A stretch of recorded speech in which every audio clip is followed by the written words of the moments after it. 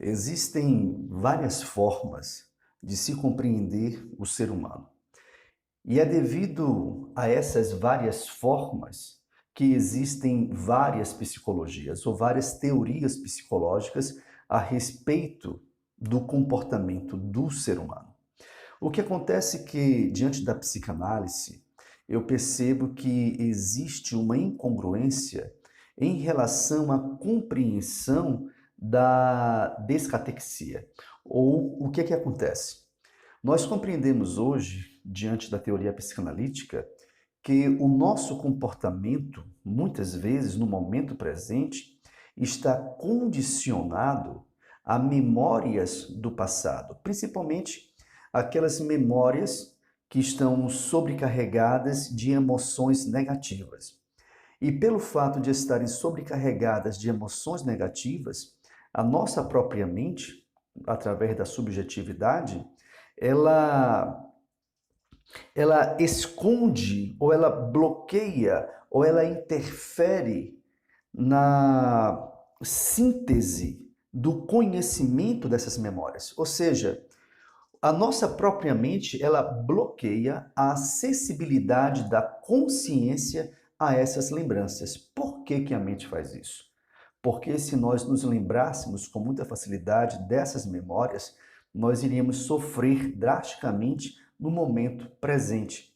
E é exatamente esse sistema de defesa que faz com que o problema se prolongue, o problema se agrave. É através da lembrança, da recuperação dessas memórias que nós iniciamos um processo de libertação. Mas ouça o que eu falei.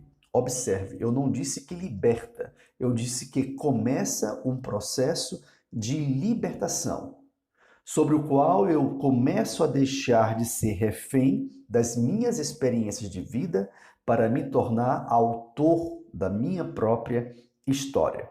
O que acontece é que muitos profissionais ou alguns profissionais acreditam, principalmente aqueles que estão chegando agora, que pelo simples fato de eu me recordar dessas memórias esquecidas do meu passado, eu já irei começar ou eu já terei uma mudança de comportamento. Isso não é verdade. E por que não é verdade? Porque a questão dessas memórias, elas estão muito mais relacionadas à funcionalidade de questões psicossomáticas. Por exemplo, hoje os estudos mostram que existem mais de 130 doenças que são provocadas pela mente, principalmente por memórias que nós não recobramos, por memórias que nós não temos acesso, mas que estão flutuantes nas paredes do inconsciente, digamos assim, metaforicamente, porque ninguém sabe onde é que está esse inconsciente, pelo menos até esse presente momento agora, 2020, junho de 2020, ainda a neurociência não localizou esse inconsciente.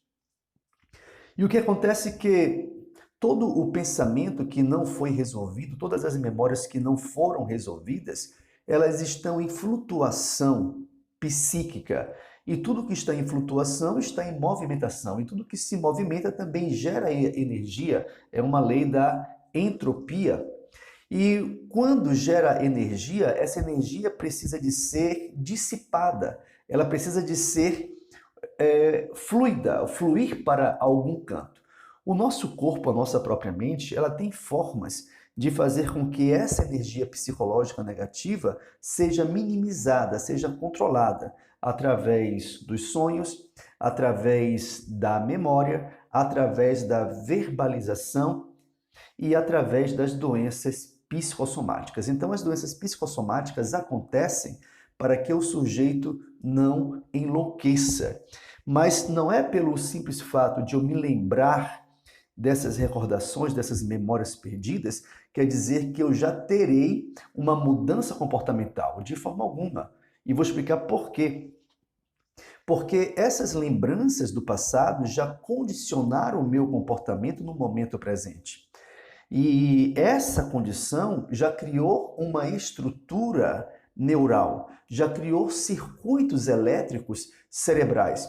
Então, mesmo que eu me lembre dessas memórias, as estruturas desses circuitos elétricos cerebrais, eles continuam consistentes. É verdade que já se fragilizaram, mas agora eu preciso trabalhar para mudar esses hábitos, para quebrar essas conexões que me torna escravo de um modo indesejável de ser.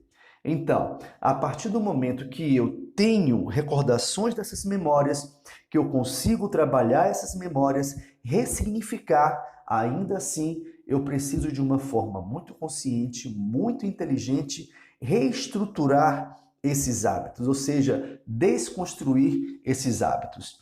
Eu sou Daniel Caramuna.